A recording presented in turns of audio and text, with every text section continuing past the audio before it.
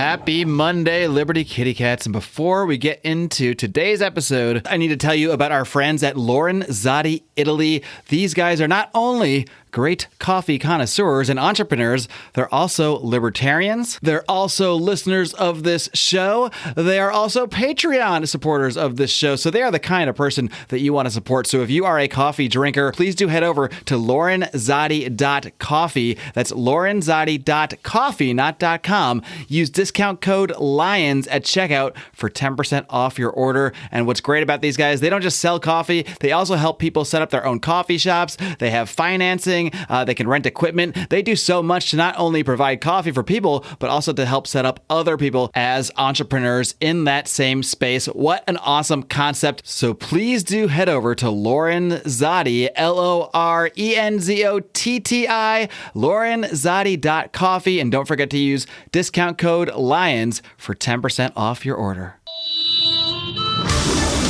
Welcome to the Lions of Liberty podcast. Here's your host, your guide, your shining beacon of liberty, Marc Clair.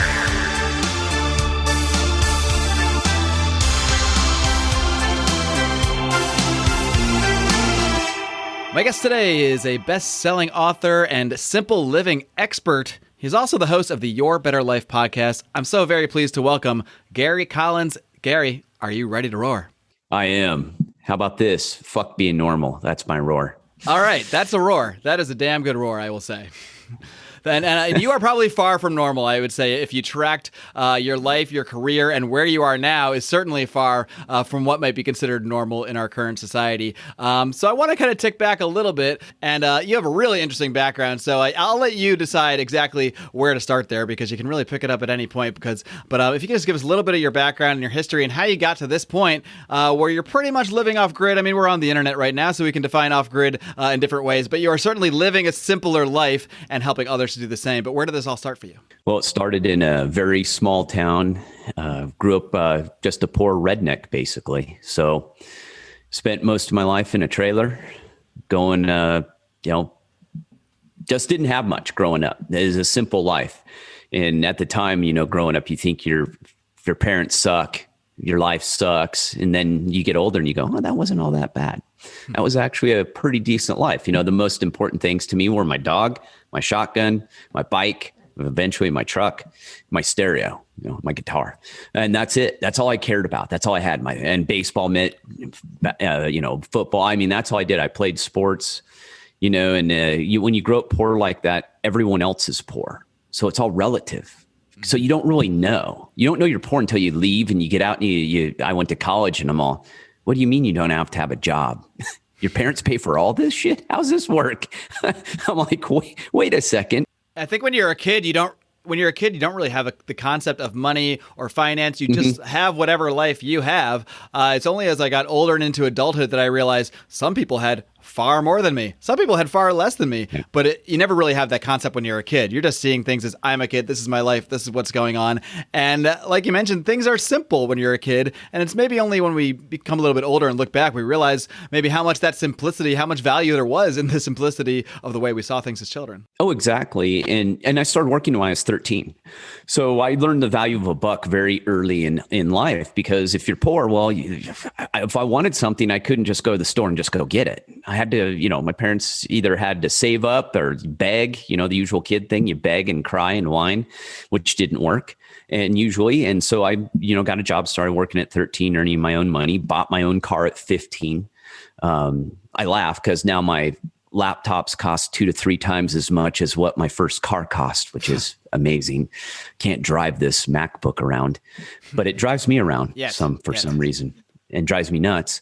But from there, just played sports, worked hard, and realized I wanted to better my life, put myself through college, worked pretty much full time all the way through, start off as a mechanical engineer.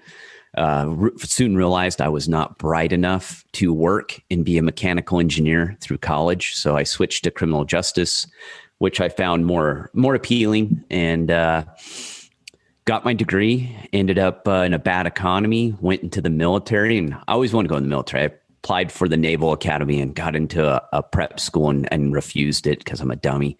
It all worked out. and ended up back in the military as an enlisted guy. Cause again, I'm smart, and co-enlisted with a college degree, but there were 7 of us in boot camp with college degrees as enlisted. And so, just basically went through life that way, got my master's degree in forensic science while I was in the military, left the military, worked in the private sector for a bit, ended up being I wanted to be a federal agent. That was my long-term goal. After a couple of years of applying back then, it wasn't digital. You had to hand do all your applications and send them in. It was quite a process.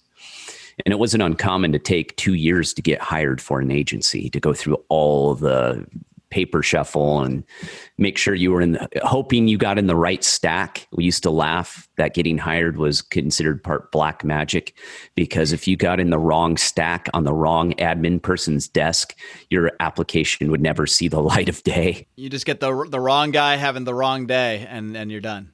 Oh, no, they just would put it in the wrong stack. Oh, you mean literally? Literally. No, I mean, yeah. Yeah, and you'd have to try and call them. They never answered the phone. And once I got hired, I figured out how the process worked, and I was in there watching them. And literally, you could get put in the wrong stack and you were done, or they would accidentally shred applications because they thought it was one that was no longer being processed or didn't make the cut. It was nuts. It was government efficiency. I took that as a bit of a metaphor at worst, but I guess, like I said, that does sum up government inefficiency. Yeah, it was my introduction to government inefficiency. Even though I'd been in the military and I thought I'd seen enough of it, I got to go to the graduate and PhD course as a federal agent and got to see waste, fraud, and abuse at its most prominent. And so from there, was a federal agent, military, spent 20 years in it. Became disillusioned with the way my life was going. I did everything I was taught, though, right?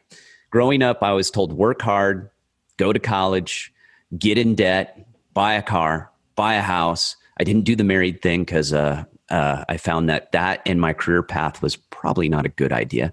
And then at one point I was old and I said, I'm not going to do that. And it just didn't work out. But at the end, I was just done. I'd spent half my life in it. I realized I was chasing a fool's errand. I was the most unhappy I'd ever been in my life for the most part. And I said, it's time to change. Left the government. Whole host of circumstances had to happen there. About a decade ago, officially 7 years ago. We won't go into that story.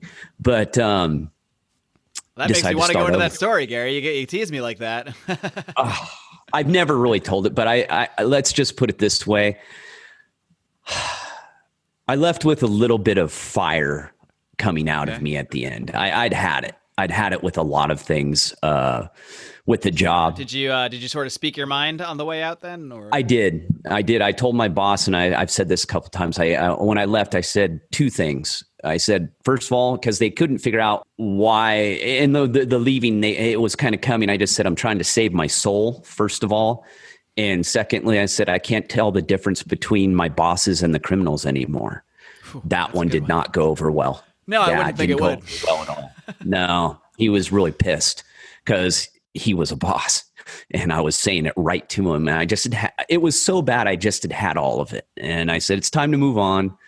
And I rebooted my life, sold my house, short sold my house in Southern California, took about a $200,000 cash loss, most of my savings. I did it right. I wasn't one of those people who, did the financing on zero down. I put 20% down. It was $120,000 cash, and remodeled it, did everything right. But I realized at a point, I'd never missed a payment on anything in my life at this point, right? I was the perfect model citizen of our consumer nation, and everyone get rich off the workers, basically. And you followed the path that was laid out for you. Yeah, I thought, not making that payment. My friend finally goes, dude, what are you doing? I was on the fence. He goes, you just need to get out of that house. Mm-hmm. It's going to take you down. I was stressed out, and I finally just short sold it, got rid of it, and started over, moved into a 475 square foot studio, basically as a cottage, which is a small house, a little further out of San Diego, and rebooted my life. Started a health business, got another degree in exercise science. And just kind of, it was weird. It was an awakening is the best way to put it. Because when I sold that house and all the shit inside it that I didn't need, I remember I tell this story of the the last item. I sold most of my items on Craigslist in 48 hours. So you weren't messing around. I wasn't screwing around. No, it was the real deal. I said, I'm getting rid of all this crap. I don't need it. It's holding me back. And I had this huge kitchen table that I'd spent months shopping for. Massive. I mean, you could have put, King Arthur's court on this thing. I mean, it was ridiculous. And so I get this thing. I'd eaten at it like 5 times. And a guy comes up, he goes, hey man, you still got that table? I go, shit, that's like the last thing I got. He goes, I want it. And I look at him, I go, do you got a trailer? And he goes, no. He had a Ford Explorer with a luggage rack. We had to disassemble that beast, haul that thing up there. We tied it on the roof. And I remember as he was driving away, I had 2 kind of life-changing moments. The first one was I'm a failure. How did I get here? And then all of a sudden that popped and I went, wait a second. I don't have anything holding me down anymore. This is it. I'm free. I'm totally free now. And it was that awakening that I realized the kind of the consumer, and I call it widget in, widget out nation. We're a bunch of widgets being plugged in to widget jobs to make widgets, to buy widgets. That's all we do, it seems like. And I was like, okay, I'm done. And I started over. I just completely rebooted. I reduced my monthly expenditures by 2/3. And so it was pretty amazing. And, to know that I could do whatever I wanted, but I'll be honest with you, and I didn't see this coming, Mark. I'd like to get your opinion on this a little bit. I actually had issues with too much freedom. Interesting. Yeah. I was overwhelmed by freedom because I had never been that free since I was a little kid. Because suddenly you had nothing you were tied to, nothing that you had to do. There was no specific job I had to do. There was no specific place I had to be. My days were my days. My schedule was my schedule. And it freaked me out. I lost it for a little bit. And I was like... Well, I got to imagine, especially coming from a military background, coming from a government background, where things are very regimented, where you're supposed to do things in a certain way, especially in the military, where your schedule's literally laid out for you a lot of the time. I mean, that's got to be a change in mindset that you hadn't really experienced before until you were actually in that space. And that's exactly what it was. Growing up kind of a free range kid, my parents weren't around a lot. A lot of our parents weren't around a lot. We were all over the place. There were no cell phones. There was no way to find us until we came home. I remember my parents at some point would yell as loud as they could and it would echo. And we lived in the sticks. And I was a little kid and we would hear like from a mile away, our parents yelling at us. It would just scream out the backyard and you would hear it and you go, oh shit, I got to get home. I'm late. I know that sound well. As someone who often played manhunt in the woods for hours and hours with my friends, the sound of my mom calling in the distance, no matter what noise was going on, that sound always finds its way to enter your brain. Well, and you would stop, right? You would stop and freeze and you go, okay, did I hear that? And then you didn't know whose parent it was. You'd have to figure out whose parent was yelling because it wasn't just mine that would yell to go get us. It was whoever was with us would do it too. But yeah, we get off on long tangents here. But yeah, so I left the government, started over. Oh, that's what I do here. So don't fret over tangents. I do too. Yeah. My podcast is tangents. That's all it is for the most part. And really interesting though, right? I'm thinking of renaming the show Tangents of Liberty. So you're fitting right in. Don't worry about it. I can name mine Your Better Tangent, and there it works. Go. We can start a whole new network, a tangent-only network. Yeah. And so I started a health business and I built my business. I was never a social media darling. I built everything on interviews. So I started doing interviews very early on. And I was the primal paleo health guy in the survivalist communities of all things. They found me. One major podcast found me, liked what I was doing. And that evolved into, I'd always wanted to live remotely, go back to it. I'd started it while I was in the government, the research, but the housing crisis hit, the bubble bursting and all that good stuff. So I kind of ditched it for a little bit, had some life events happened. Best friend got killed in the government and all kinds of crazy shit. And I said, you know what? If I don't start now, I'm always going to put it off. That's why I said, I'm just going to continue to say I'll get to it later. So I went up to, I knew the area, general area of Washington that I really liked because I traveled all over the country in the government. And I went, I'm going to go look, figured it out 2 weeks. Went up here. There's a whole story behind that. And I'm rewriting Going Off the Grid right now. And we're including that longer story. But I found it by luck. And I think by some of it by destiny. And bought 20 acres in the mountains. I built a house off the grid. And that's where we're at right now. That's where I'm talking to you from. I do have Wi-Fi. I do run a business. I just don't have hardwired internet. I just put up my wind turbine. I'm staring out my window looking at my wind turbine that I put up, which was another adventure, but I like adventures. And from there, I ended up doing an interview, and the guy asked me, I was there for health questions. He goes, what are you up to? And I go, I just bought 20 acres. I'm going to build a house off the grid. I got a ton of emails. And he stopped the show. Like, we're going to end right there. And he goes, wait, well, time out, back up. So we started almost re-interviewing me on it. And literally a bunch of his listeners emailed me, go, what are you doing? How'd you do it? How'd you find your land? Why are you doing it? And so it turned into this, and I just cut the back road into this land. It was raw land, old logging site. And so I went, I better document this. I'd written some health books. They weren't anything major. They were for primarily my clients. And a dumb marketing guy said, just throw them on Amazon. Don't do that, people. Aspiring authors, never just throw something on Amazon, because it will be there until the day you die. It never goes away. It never goes away, as I've learned. My old books are still there. And you don't even want to see them anymore. Some of your no, I would pay good money just to have them all stacked up and burned if I could do it. But they're still floating around used. You can never get rid of them. You can get rid of the digital copies. You just cannot get rid of the print. So they're being sold used to this day, to my chagrin. And so what happened, though, was going from health to going off the grid.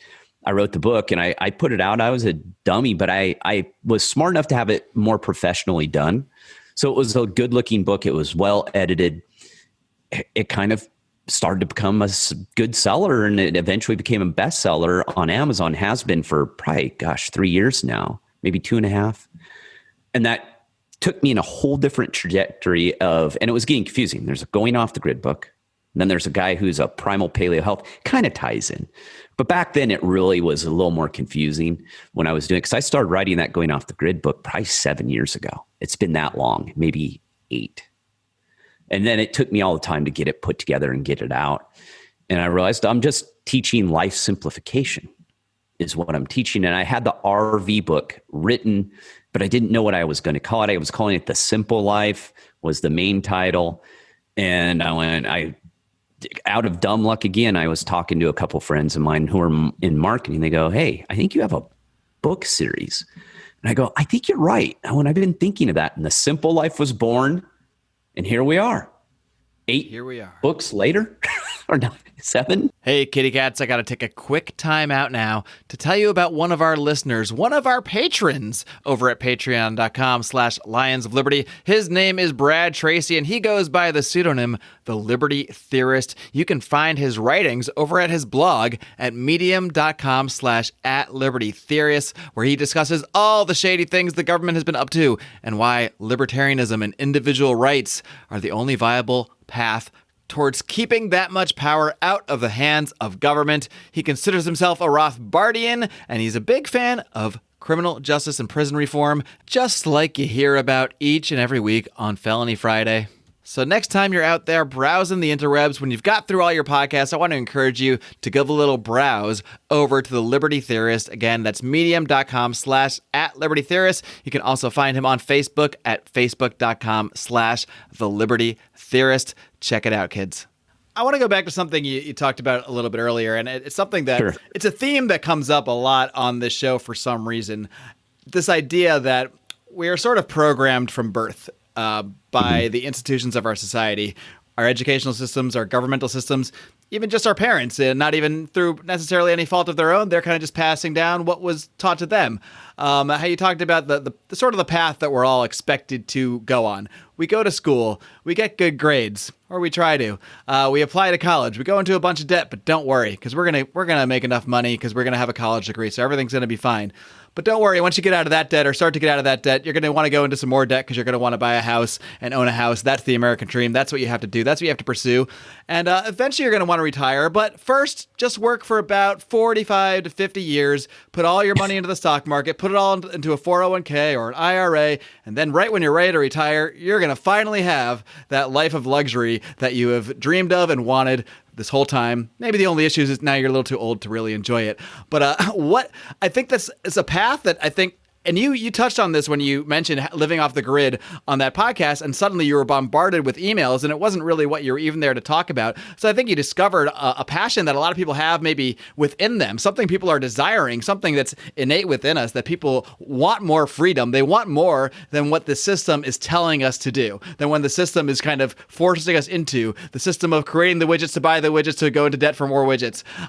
So how is it that people can take that leap that you made and go from this place where we're sort of programmed to the point that even when someone like me can state the programming, I'm still somewhat a part of the programming as well. So how do you really take that leap from realizing that you're in this system that is not bringing happiness? It's bringing something. It's bringing numbers. It's bringing stuff. It's bringing a house. It's bringing a giant table that you hardly ever use, but it's not bringing happiness. So what's the key to, I guess, not just realizing that, because I think a lot of people do realize it, but taking that step from realizing it to actually taking the action on it? Because I think one of the most difficult things for a lot of people is looking at the life around them and saying, maybe I'm not happy here, but hey, I've got a paycheck every 2 weeks. I have health insurance. I have stability. And I put that in quotes, but people can't see this because this is audio only.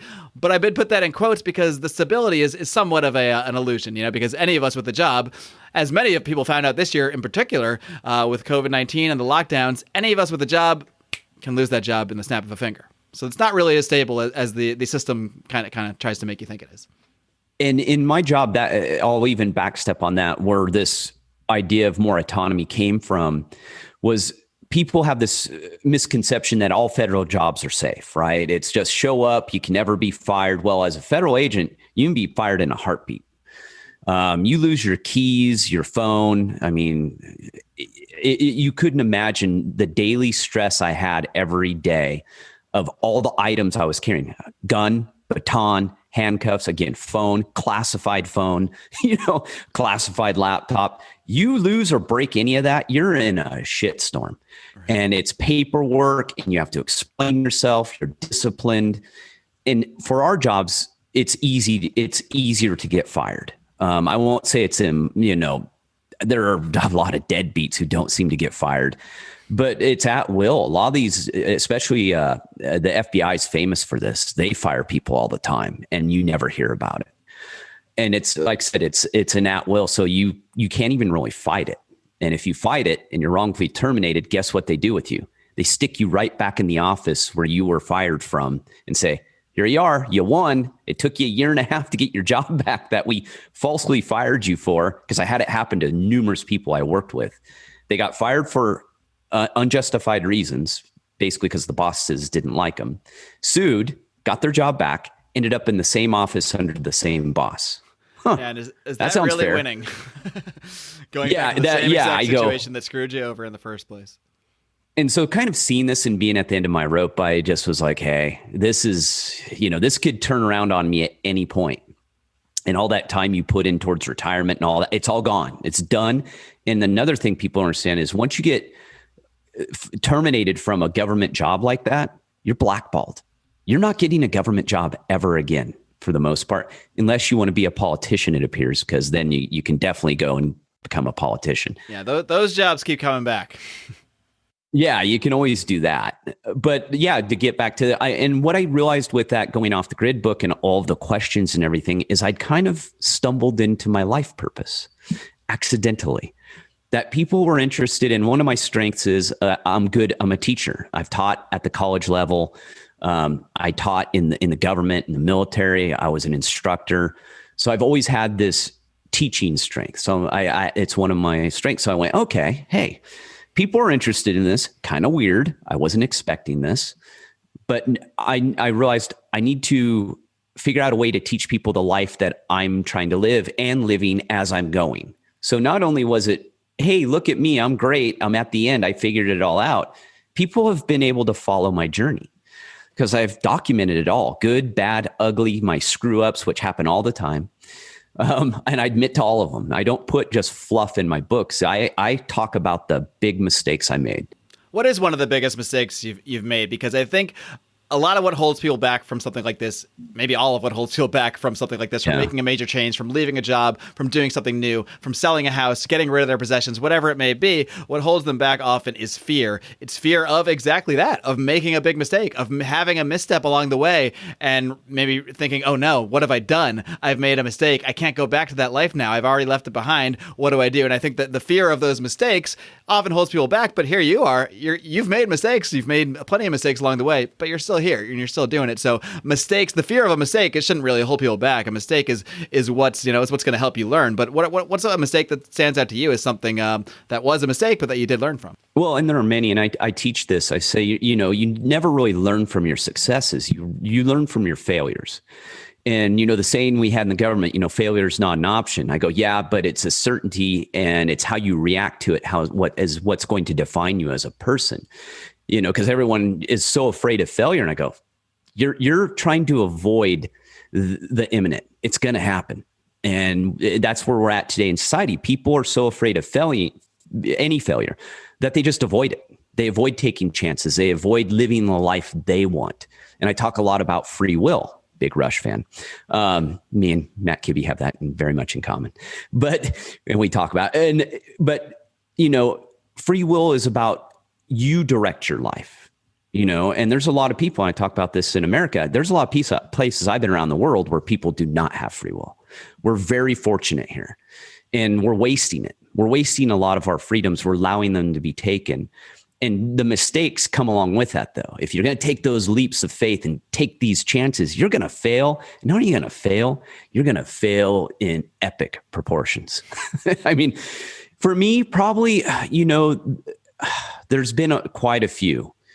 But the biggest failure or mistake I've made is underestimating the amount of work into this lifestyle. And a lot of people do that because I hang around people who are more remote livers, off-grid entrepreneurs.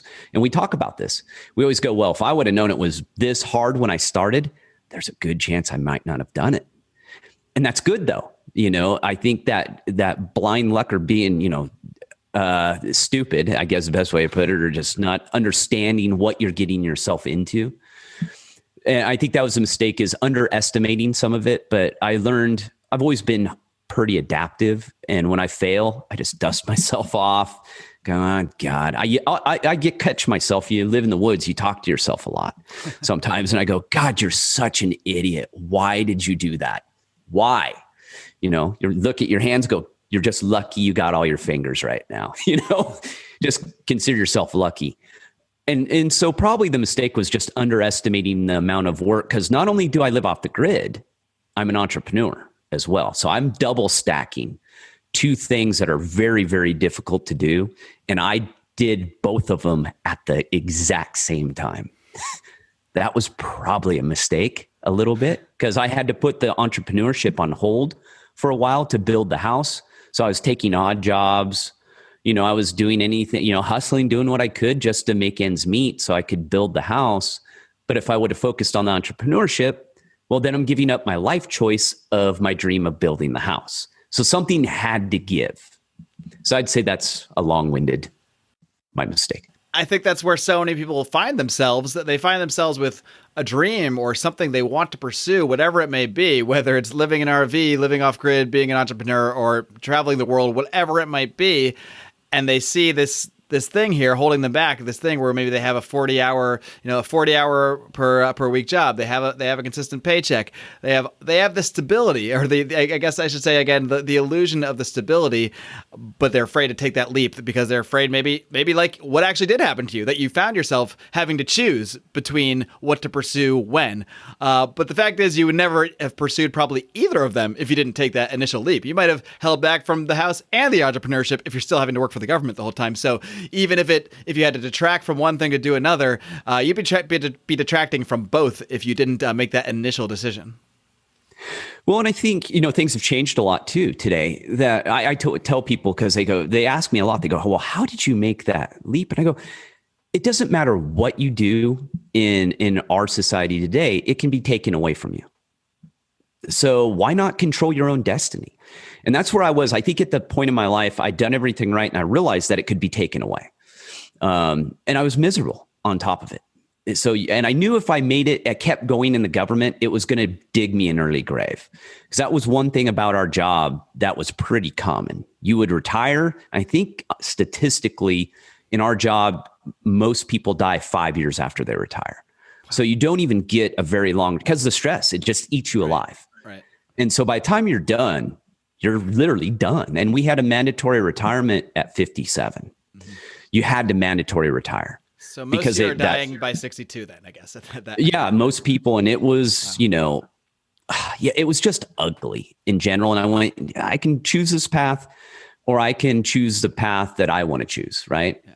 That's the other real flaw in the American dream concept, the idea of working 40 hours a week, every week for 45, 50 years, so you can have this money to sit on, you can have this retirement, or what have you. And that may not even be true by the time things come around anyway. But then what? What state are you? What state is your physical form in? Because you just put yourself through 45 to 50 years of most likely, depending on your job, but most likely not being all that healthy, not being nearly as healthy as you could be. And that's obviously another huge aspect of what you talk about, is getting your body healthy, both physical and mental health, but they're very much tied into each other. Because if we don't have that first, then what are we even doing? What are we even saving the wealth for? What are we even putting money away into a retirement for? What are we even buying a house for if we're just destroying our body through stress, through not being as healthy as we should be, through not getting the exercise we should be, through not eating right because we're getting fast food on the way home because we've been working too hard and don't feel like cooking?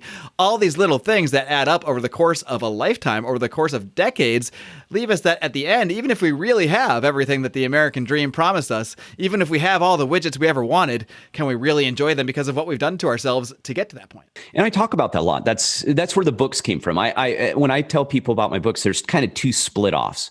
So I have the going off the grid side of the house, where I have 3 books, and I own everything. That's another thing in my company. I own it all. I have one book that I did through Mother Earth News, who I'm good friends with. I speak at all the fairs. That was something that, but I own everything too. So I'm debt free, 100% debt free. I own my business. I own my house. I own my RV. I own my truck. I own everything. And that's power. That gave me that freedom and power back. But you're right. When you look at the drudgery, I say it's diaper to diaper is how we're taught today. You go from a baby in diapers, you retire just in time to be able to afford new, bigger diapers and eat baby food and mush. It's sad. How many people do you see who retire and literally they have very little of their faculties left? Mm-hmm. And I saw the point where I was getting older, and I'm 50 now. Yeah, I tried that one on. I hit 50 this year and I went, what happened to my time? And I was shocked. And, I just went, at one point I went, I'm giving away the best years of my life for widgets. And not only that, but enriching other people. That's what I was doing.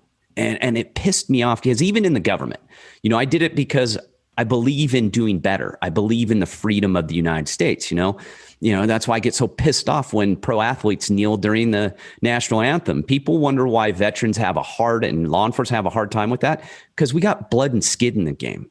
These stupid athletes don't have shit. They just whiners, cry. I went on a tangent there, but just had to say that stuff. They just don't understand how offensive that is to someone who had to do it. And we made a small fraction of the money and the sacrifice that these guys will never experience. I think as far as that like the kneeling protest goes, like I think it's. I should say there's two different versions of it to me, and I can see why both would be offensive to people like yourself. I think it's meant to be offensive. You know, that it's meant to catch attention. Sure. Through offensiveness. I mean, that's at least Colin Kaepernick's initial kneeling now. I mean, that was done to draw an issue to something. And that could be debated one way or another, the effectiveness of that kind of protest. But I think what we're seeing now, when whole teams, whole organizations, whole leagues are encouraging it, now you can't even say it's a protest of anything. Now it's really just, it is what it looks like. It's kneeling down. It's kneeling down towards a certain take or a certain message that they feel they're supposed to send or supposed to agree to. It doesn't even have any sense of an original protest of which we can debate, whether the merits of the offensiveness is correct or not. But now that's not even there. It's just purely a display. So, I mean, I think that maybe for someone like yourself, that might make the sting burn even more when you see it, when it feels less genuine. I don't know what your take is on that. But. Well, yeah. And I'll leave it this because I separated off there. It's for people to understand. I've done podcast episodes. Me and a retired police officer, a friend of mine, we talked real in deep about it. It's just you have to understand it's very offensive to us. That flag, depending on, I don't care what your feelings are. I tell people, you did nothing to be born in the freest, richest country in the world. Stop your bitching. Get out, make it happen, live a better life, do for others, and stop it. I've been to places where people have no hope. Yeah. Knock it off. You're a baby. And I'm not, and hey, I was in law enforcement. I'm not against criminal justice. I'm a big proponent of criminal justice reform. I was there. It's a disaster, but crying the victim all the time. We're in a victim mentality today. We got to get out of that. Have to get out of that. The poorest people in this country are the richest 1% in the world. We have everything. We don't have an earning problem in this country. We have a spending problem in this country, to include our federal government. Off soapbox. Back to the book series. I split it up into two. So Going Off the Grid and The Simple Life is two separate things. And I wrote these books for the books I wish I had 30 years ago. I wish I had these books when I was growing up. So The Simple Life is basically a step-by-step process of helping people to get to a better life. That's why the podcast, Your Better Life, even though I talk about almost anything. But the books take you through stages: decluttering your life, financial freedom, optimal health. I have the three-legged stool, and I'll go with this real quick, but that's what the Simple Life series is all based on. Everything I teach. The three-legged stool of the Simple Life is optimal health, financial freedom by being debt-free, find your life purpose. And people will go, that is way too simple. They go, you're a genius for coming up with that, being a smartass. And I go, well, how many of them are you doing? And then they look down. I go, exactly, none. I already know that. That's why I created it. And I went, that's what I did. And by just using those three legs and changing those three things in your life, you're taking the power of the freedom you have relinquished to the government. And I would say big companies and society as a whole, and you're bringing it back to yourself. Self-reliance, being responsible for your own actions. Optimal health. I always start with that one. I go, we're the most obese, unhealthiest country in the world by far. It's not even a close second, which is China. Go figure. And, I always give the example. I go, do you realize China, a large part of the Chinese population is still living in huts in rice paddies? And I'm not being a smartass. I'm being dead serious. I mean, and that's who we're beating in obesity and being unhealthy. And so that I always say start there, because everything evolves from your health, attitude, being able to work ethic, cognitive function, and just feeling good. Because you know what you are when you don't feel good? You're an asshole. You're not very nice to be around. That is absolutely universally true, even of the nicest people in the world. I consider myself very nice in general. I have found myself at times where I've worked myself to the bone, and I might go off and snap at somebody and then realize, what did I do? Who is that? Who said that? That wasn't me, although it was, but it was the tired, broken down, sick of it all me. And I think so many people work themselves to the bone that a lot of people are living in that state a lot. And that's not a healthy mental place to be at all. We're all human. We're all dip into it probably sometimes, but a lot of people are probably there a lot because of the lifestyle that we're living, because of the lifestyle that we feel like we have to live. Well, and the health and financial freedom go hand in hand because we spend a great deal of our money. 60% of Americans eat every meal out. Wow. Every meal? 60%? Oh, wait. I'm sorry. Got that statistic wrong. Sorry. It's not 60% of all meals eaten in the U.S. are eaten out today. Okay, well, that's sorry. still pretty shocking. That's still pretty shocking. It is. Well, did you know that 5 to 6%, depending, and it's changed now, of our GDP is based on the restaurant business? Wow. I kid you not. We are literally spoon and forking ourselves to death in this country. And that might be one of the somewhat silver linings of, and I always try to find the silver linings of everything going on with coronavirus and the lockdowns and a lot of restaurants being shut down. A lot of people were sort of forced to go shopping more and go cooking for themselves more. Of course, they also have the delivery options. So a lot of people might have been just continuing the same thing, sitting at home. But I, at least for myself, and I'm not even someone who I think really ate out a lot, not excessively. I mean, certainly not every meal or even most meals, but a few times a week, every week without thinking about it, certainly. And that went to zero for me. And I pretty much only ate just healthy food for about 4 months. And it showed. I mean, I've lost about 30 pounds since that time, just from that one change. The change that was somewhat forced on me in a way, but I could have gone the other way and sat at home and ordered Domino's every day. So, there's somewhat of a personal decision on that end as well. Unfortunately, I think a lot of people didn't get the message because the statistics I'm seeing is people are gaining more weight. Mm-hmm. And I use, in my speaking, I use this one. This is an old statistic, and this one I think will shock you and shock people because I think it was 2017 when they did this. And it was through the CDC, which, how reliable that is. I used to work in that agency. That the average female today, adult female, is 5'4", 171 pounds. The average male is 5'9", 198 pounds. People don't think that sounds big. I'm not a big guy, and I haven't gained any weight. I've worked out. Nothing's changed. My life has changed almost zero during COVID at all. I still live the same life. I am 5'6", 140 pounds, and I am not I do not run ultra marathons. I'm a physically active guy, and the average woman is shorter than me and has 30 plus pounds on me. That's, to put it in perspective, the average male has 60 pounds almost on me.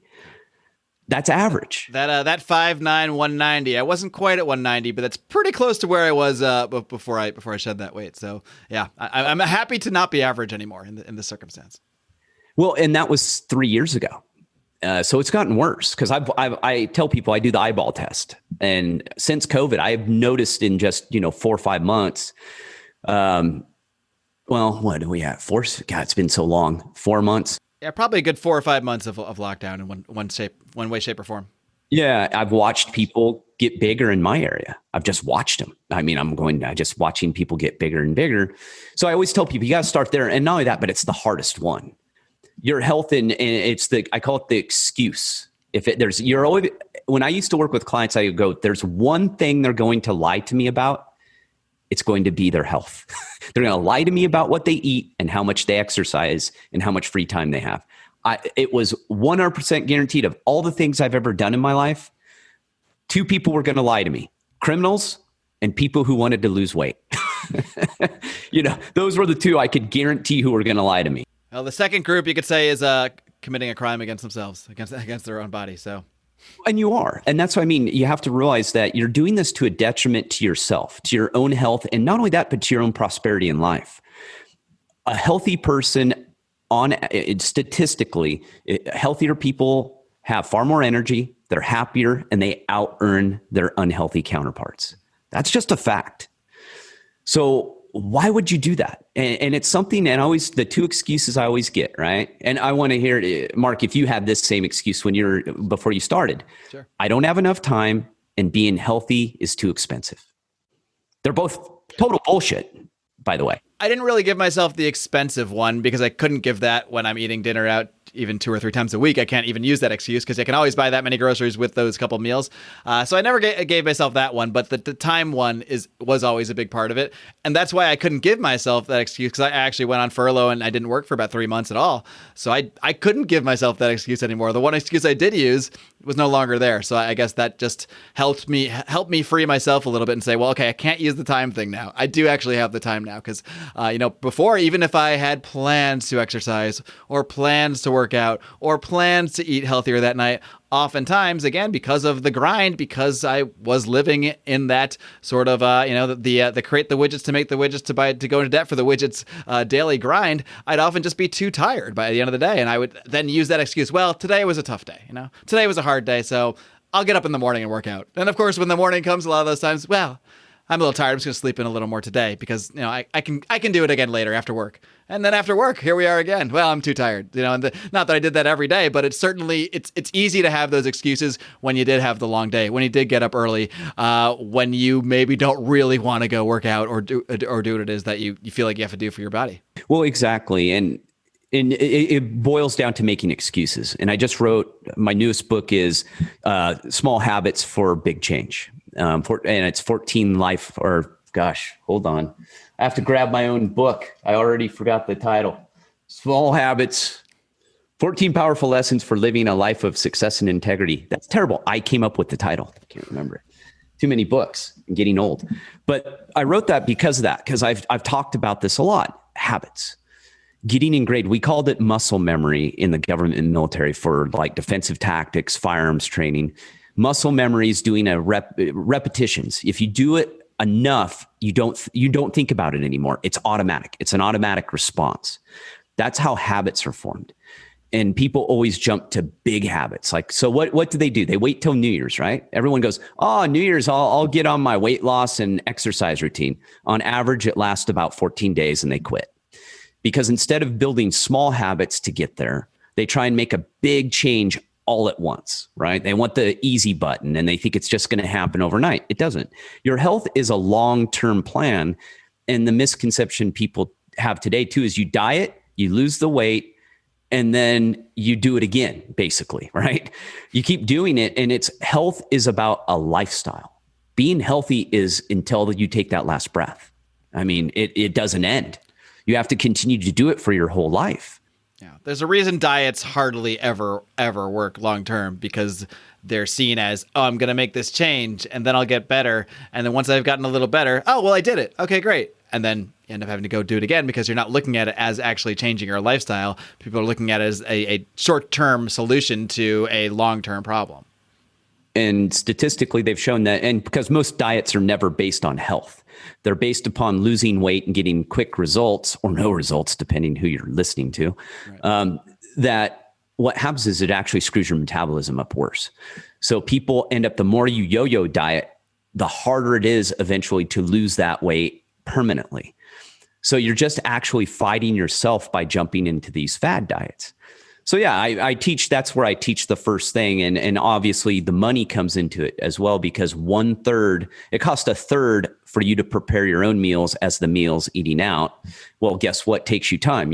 I run this as an experiment. I have it in the books that I've always challenged people who gave me oh, you just don't understand. I'm way busier than you. And I just go, whatever. So I challenge them. I go, I'm going to cook the same meal. We're going to pick a meal. I'm going to buy all organic ingredients. I'm going to cook it at home. And you go to your favorite fast food place or dining place, drive there, get your food. We'll compare how long it took you, how much time, or how much, if you had to spend gas money, whatever, and how much it cost you. I've never lost that bet even close once, ever. And that's what I mean. So they go together. So your financial health comes from your health. Right. Then that rolls into being debt free. And I tell people I've been debt free for about a decade now. And I was never in a lot of debt. The house almost sunk me. That was a bad one. Learned a valuable lesson. But by being debt free, I tell people it will drastically change your life. Drastically. Because I can live off far less than the average American. And I don't lose sleep at night because I don't have to worry about money. I do a little bit, but not really, because I can go out and earn $15 an hour and survive, no problem. Everything's paid for. You don't have a bank coming after you. And yeah, I mean, I can say in the last year or two, I have both paid off student loans and a car, and just not having obviously I owe my rent or whatever I need to live every month to month. But even that, if I can't make it next month, I can make a change. I can live somewhere else. I can do a lot of things differently. The debt is the one thing you can't really do anything about until you get rid of it. And it is a mental, true relief when you don't have that debt anymore, when you don't have this thing that's always in the back of your mind. Oh my God, but I need to save money to pay for this. Oh my God, but I need to put some payments to this. I mean, what it's done for my mental health alone is just remarkable, let alone my actual financial status. Well, in a perpetual cycle, right? Because we're in a consumer economy. 70% of our economy is based on consumerism. Consumerism is based upon you buying things you don't need. I mean, honestly, that's how a consumer model works. And it's unsustainable because our model, the way it is today, is the only way we can continue is we have to continue to drive a bigger population to consume more items, and everyone gets into long-term debt. That is unsustainable. And all that's built for is to simplify it down to its basics, is to make stocks continue to go up. Because continued growth in a company and stock prices to go up continuously is absolutely mathematically impossible. It doesn't work that way. But if you artificially drive it by making a consumer-based economy, which we're in now, well, guess what? You can do it for a very long time until it finally goes off the cliff. My attitude is I'm not going to get anywhere near the cliff. I'm going to fix my financial situation by being debt free. I never have to worry about driving off that cliff. I'm fine. Even if our economy and our government goes straight down the shitter, right? I'll be all right. I'll be fine. Will it be hard in general for everyone? Sure. But I'll survive. And that's how I look at it, is if I'm in control of this, and by taking that three-legged stool and life purpose, I found my life purpose. It found me. I wasn't going out and forcing it. It just found me. I was trying to do the right thing, trying to better myself, trying to help other people. It found me. And you could call it dumb luck, or you could call it, a way just of way things occur if you allow them to happen. And I think that's another thing we're struggling with too. And I know you talk about some of this too, is if you don't have a purpose in life, it's a pretty empty life, right? And people are struggling. I mean, we're in the most prosperous country in the world, and we're fighting off massive amounts of depression. The suicides are skyrocketing, especially in teens. And we're at a point where this model is literally eating us from the inside out. If you can't go through life with a higher calling, I know this sounds very woo-woo and sit in the forest with your legs crossed. No, I get that life purpose doesn't feed and pay the bills, but guess what? It can. I've proven it, and there's a lot of other people out there who have proven it. If you and I'm not talking altruism, because altruism, that's a whole different twist. You put everyone else's needs above your own. That doesn't work either. Right. It's a balance. If I'm helping people with what I'm doing, the rewards I get back fulfill my life purpose, right? I'm doing it for me too, because I do make a living doing this, but my goal is to help other people accomplish their dreams.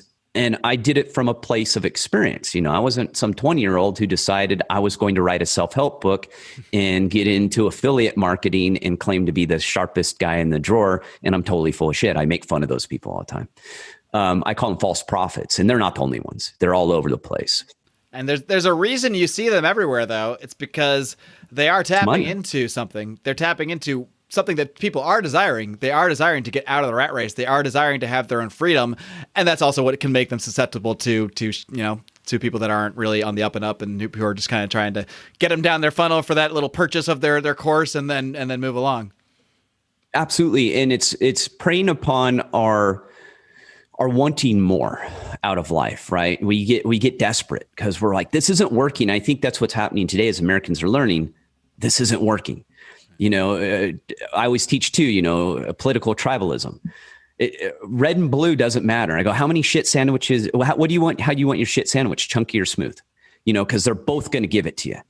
And that's why we're here, right? I've considered myself a libertarian for a long time before the Libertarian Party even, I think, existed.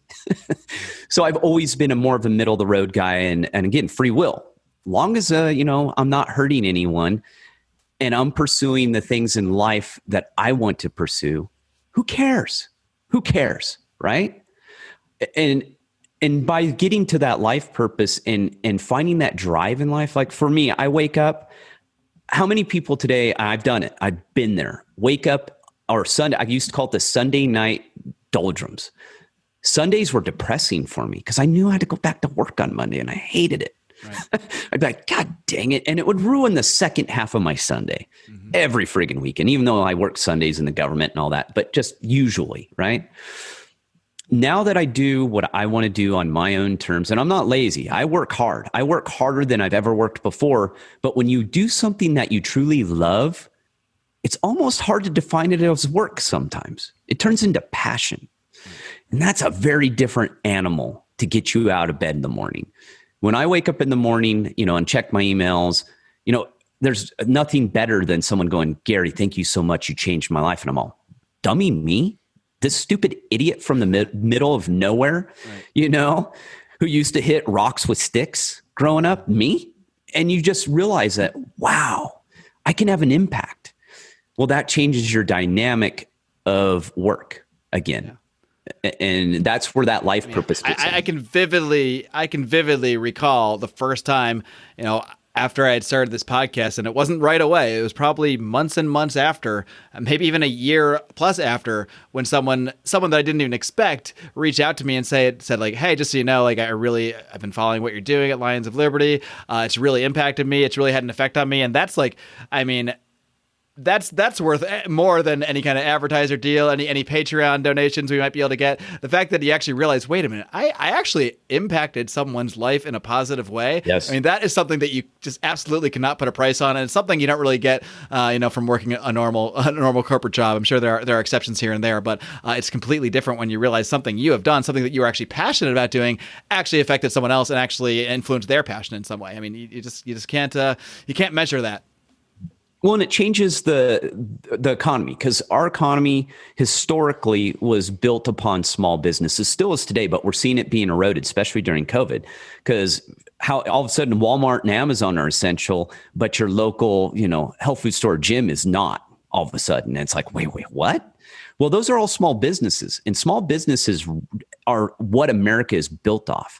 Entrepreneurship, coming from east to west, traveling across the country and making your land claim, becoming a farmer, providing services, being a gold mine. That was the day. And we've gotten so far away from that.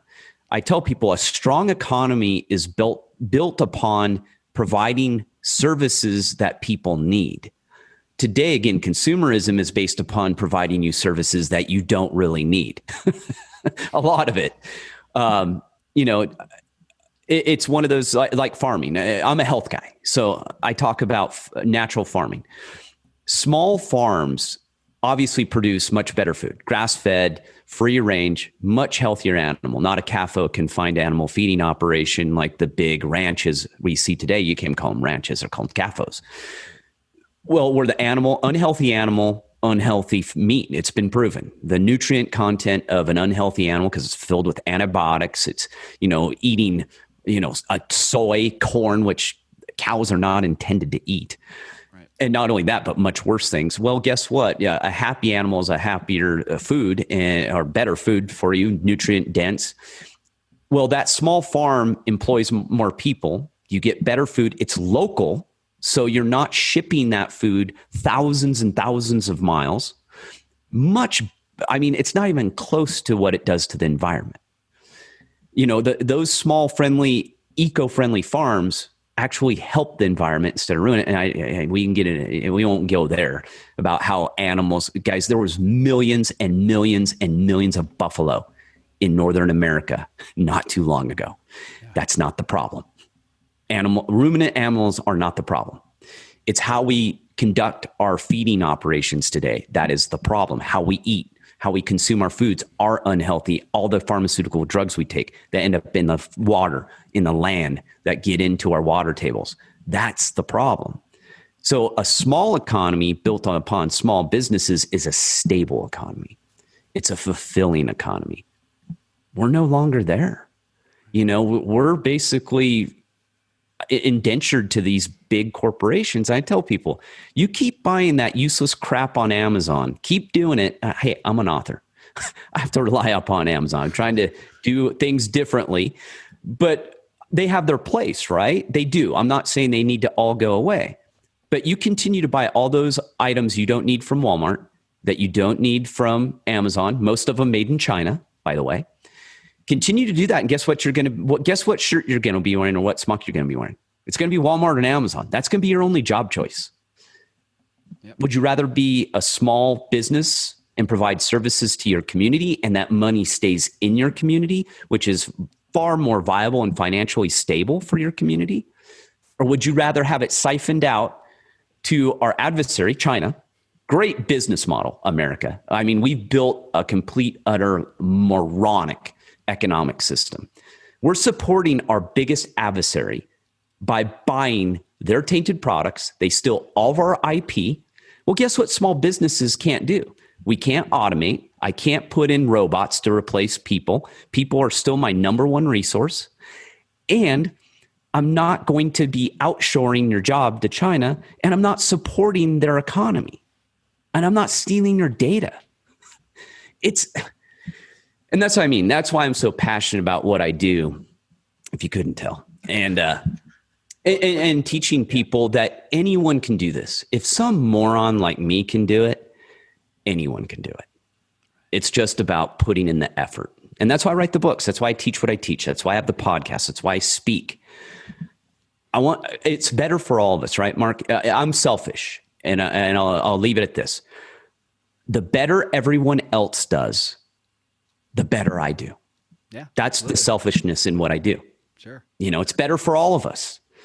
Instead of the few at the top reaping all the benefits, this way we all reap the benefits, and we get to run our own life. Libertarianism is a philosophy, but I also see it as a moral code of ways to act in life. And to me, the definition of, transactional libertarianism would be where every transaction is a win-win, where both people are winning on both sides. And what you're describing is an economy where, and one that I know, I mean, a lot of what you're saying, if it was taken out of context, I know a lot of my listeners might think, oh, listen to this lefty here. But what you're really talking about is, are people acting voluntarily to do things in a different way? I mean, much of what we have now, these CAFOs, these giant corporations that are running things, these didn't just spring up out of, mom and pop shops. These are creations essentially of government. These are creations of giant government regulations where only the strongest corporations, only the giant corporations can even afford to navigate the maze that's been set up for. So, I mean, from my point of view, what you're describing is much more of what we absolutely would see naturally through our natural interactions with our neighbors, with our communities, were it for the absence of a lot of those regulations and a lot of those things that keep the giant corporations afloat and keep the smaller businesses from being able to compete. Well, it's picking winners and losers. We're in an oligarchy. We are in true capital or crony. Oh my God, getting tired. I edited all day. Crony capitalism. And it is. That's where we're at. But that doesn't mean, and I tell people, it doesn't mean you're powerless. Again, if you just sit back and let it happen, well, it's going to happen. And I think that's, as libertarians in our libertarian beliefs, I always tell people, you got to get in touch with your inner hippie. You have to. Right. All of us are devised of some things that are left considered. I mean, left and right, that's a goofy philosophy all in itself. I'm just a human who thinks rationally and puts all the facts together and comes to a decision or a conclusion. But we're an amalgamation of left and right beliefs is a libertarian. When you boil it down to its raw, essence, that's what a libertarian is. Small business, it's weird because even lefties, even though that used to be people who lean left, that was their thing, right? Big government. We don't like big government, but you see it on both sides now. There's no difference. And that's why I say the shit sandwich, chunky or smooth. It's the same. It's the same smell. It still tastes like shit. It's the same thing, And I think us as libertarians, I hope we're at a transitional time. And I'll be honest, I've talked about this too. I didn't see this coming. I saw bad things coming, and that's why I developed my life the way I did. I didn't see it happening this fast. Yeah. And I didn't see something like COVID derailing everything so quickly and watching the elite grab as much power as they possibly could, and us kind of sitting back and taking it. I think us a more libertarian view is, no, this is bullshit. I'm not gonna take this, and that's how I am. I'm not gonna sit back and watch Rome burn. I'm not gonna do it. Do my part. Most of our fellow man seems content to do so, or isn't even, maybe perhaps better stated, isn't even seeing the fire in the first place. So the best we can do is enrich ourselves and make our own lives better and sort of be that example for other people. Because if we're just shouting at them to do things differently, no one wants to be shouted at. No one wants to be told what to do. But when we can show people, look how much healthier I am, look how much different my life is now that I've made this change. That's the way to really influence people and the way to bring about a better world for all of us.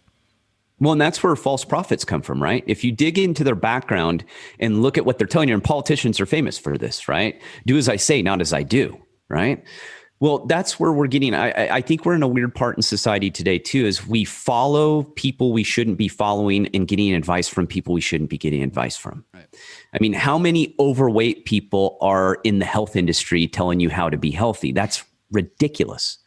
It's like, I always tell people, if you want to change your life, you need to find someone who is better at what you do and that you can believe in. And that's one thing that I don't have to worry about, is people calling me out, because I do every single thing I preach and I write I do it. And not only do I do it, I don't do it just for effect so I can write a book. I've been doing it for a long time. It just so happens that people are interested in it, so I write about it. I didn't know they were interested. That's how it came about. I didn't think being just a normal, rational human being was considered odd today, but it is.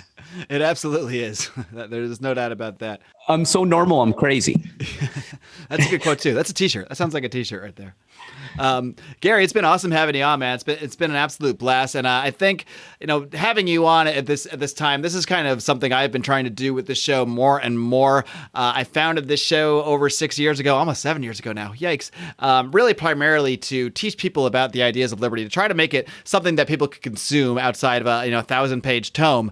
But more so lately, more so over the last 6 months or so, I've really been trying to shift. Not really shift. I think the principles that I discuss are always going to be important and always going to be something I want to help translate to people. But I've been trying more and more to integrate the ideas of helping people find ways to empower themselves and helping people to think outside the box more, to the point that they can actually take action on things like having a dream, on things like wanting to actually do something you're passionate about, not wanting to stay in this rat race for decades and decades on decades, just in the hopes that the 401k all works out, just in the hopes that the dream is actually what we've been told since the beginning. And even in that case, I think for many people, the dream is absolutely not what it is even sold as in the first place. So Gary, I thank you so much for helping me do that, for helping me sort of bring this attitude a little bit more to our listeners out there. Before I let you go, feel free to let everybody know how they can find, of course, all your books and, of course, your Better Life podcast, which I highly recommend. I've been checking it out the last few weeks since we connected here, and I've been really enjoying it too. I did hit the subscribe button, so I'll be keeping track of your work going forward as well. But let people out there know all the ways they can find you guys. Of course, my listeners are pretty smart. I'm sure they can find you on Google if they want, but Yeah, we'll make it easy on them. TheSimpleLifeNow.com is my website. Don't go to The Simple Life. That'll be Nicole Richie and I believe Paris Hilton. Forgot about that when I did it. You can go there after if you want, but first go to Simple Life Now. We go to Simple Life Now. I sell all my books. I have a full e-commerce website. I have forever. So get them there. I really appreciate it. I've trying to move people more and more buy books from me. It helps me out.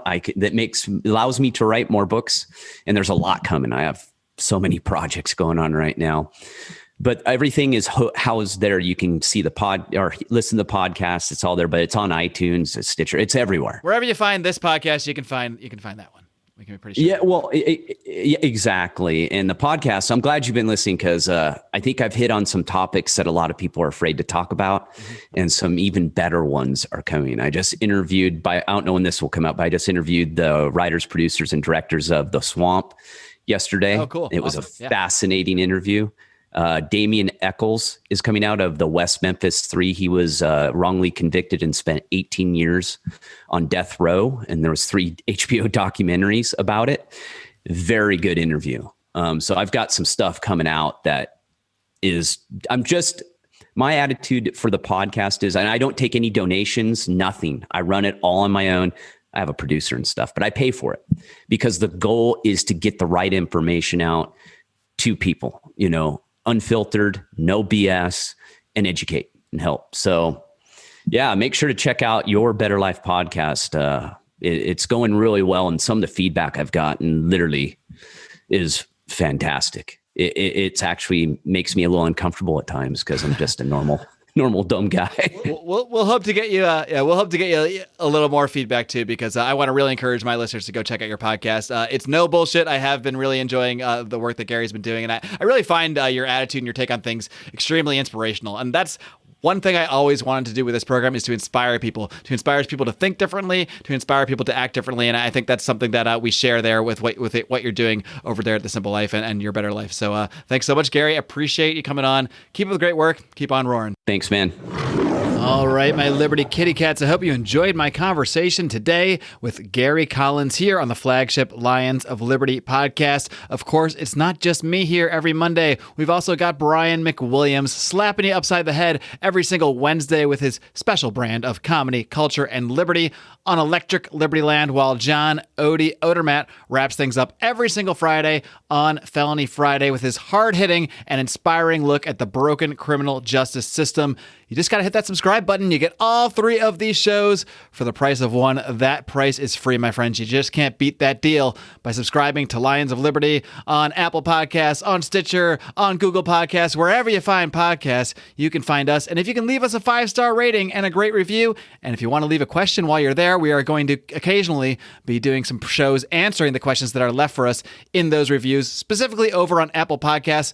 Like I said, the show is free, but of course, if you want to give us money, you're able to do that through a variety of ways. Patreon.com/Lions of Liberty is where, for as little as $5 a month, you can get access to all sorts of exclusive bonus content. Actually, for as little as $2 a month, you can dip your toe in the water, see some of our live streams by just joining the Secret Pride Facebook group. But it goes up and up from there. We have all sorts of free merchandise, all sorts of bonus content, and all sorts of ways that you can get involved with the show depending on your pledge level. So please do check that out. Patreon.com/Lions of Liberty. I also want to mention before I sign off, I've got another podcast that I launched a few weeks ago, along with fellow libertarian podcaster Remso W. Martinez. But this is not a libertarian podcast, my friends. This is actually a comic book review podcast. We grew up in different generations as comic book fans, myself and Renzo. I grew up reading comic books in the 90s. He grew up doing the same in the mid-2000s or so. So we each come at things from different generational perspectives. And of course, we are libertarians, so of course our views do bleed through. So if you are a libertarian person still listening to this podcast, 111 minutes or so in now, there's a decent chance you're going to like what Remso and myself are doing over there. So please do check out the Second Print Comics podcast. You can find that, again, everywhere podcasts are found. I know you guys are smart. I know you can find this podcast. I know you can find Second Print Comics. I know you can find Your Better Life with Gary Collins. Today's amazing guest. You really got to check out his work. I'm a big fan of what he's doing, so much so that we talked about it for another 45 minutes off air after this interview. So I really do want to recommend Gary Collins' work. And until next time, my friends, live long and live free.